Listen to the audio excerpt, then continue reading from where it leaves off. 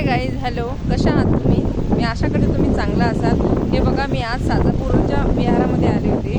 माझी खूपच दिवसापासून इच्छा होती की मला साजापूरला जायचं होतं. ते करुणानंद भक्ती जे आहे त्यांना भेटण्यासाठी. पण आता असं झालं, आम्ही तर आलो आणि ते काही आम्हाला भेटलेच नाही, ते सिटीत गेलेले होते. तर मी तर आल्यानंतर बघितलं, इथं खूपच छान बुद्धाची मूर्ती होती. हे बघा, तुम्ही इथं बघू शकता किती छान बुद्धाची मूर्ती आहे ही. खूपच मस्त आहे. इथं आल्यानंतर मन खरंच खूप प्रसन्न झालं. आणि खूपच मोठं विहार आहे हे बघा, मी तुम्हाला दाखवते हे फिरून तुम्हाला.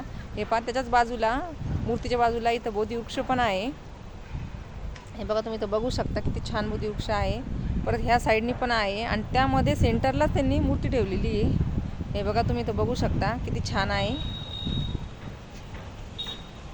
हे बघा किती छान फुलं वगैरे आहे. निपूर पार असं गार्डन सारखं बनवलेलं आहे.